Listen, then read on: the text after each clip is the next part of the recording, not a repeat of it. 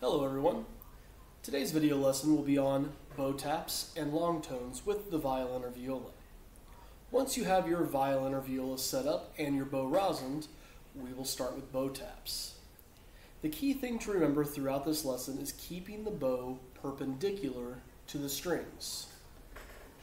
If the bow goes at an angle, you can start to get a squeaking or screeching sound. Think of it like when a car is doing a drift turn and it creates that sound. Let's start with bow taps. With a good bow hold, we will place the bow on any string at the frog of the bow. Again, make sure the bow is perpendicular to the string.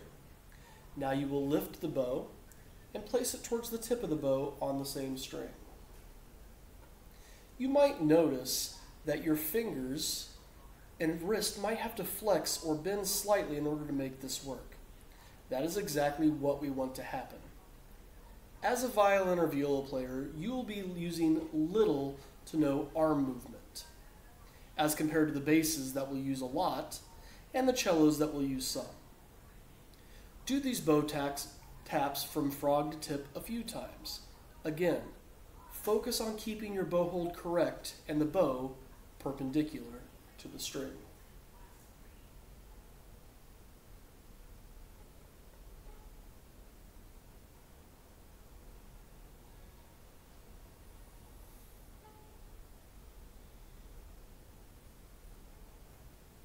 Once you are able to do that successfully without having to watch what you are doing, we can move on to long tones.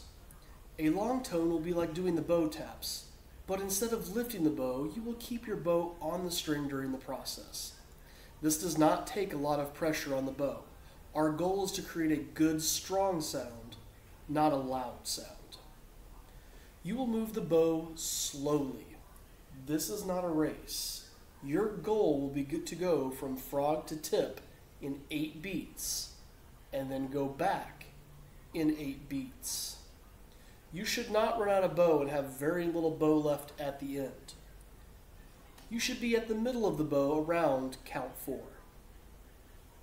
At the beginning, you might need to keep an eye on your bow, but as you get more comfortable, try to do it without watching your bow. Let us do 1 down bow and 1 up bow together, pausing between each one. Remember to try to use the whole bow without running out in 8 beats. Here we go.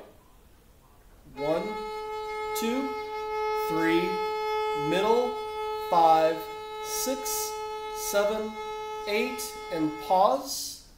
Your bow should be perpendicular to the string, and your bow hold should still be good out here at the tip. Now, let us do an up bow. Here we go. 1, 2, 3, middle, 5, 6, 7, 8, and pause. Again, your bow should be perpendicular to the string, and your bow hold should still be good at the frog. Keep practicing those bow taps and long tones.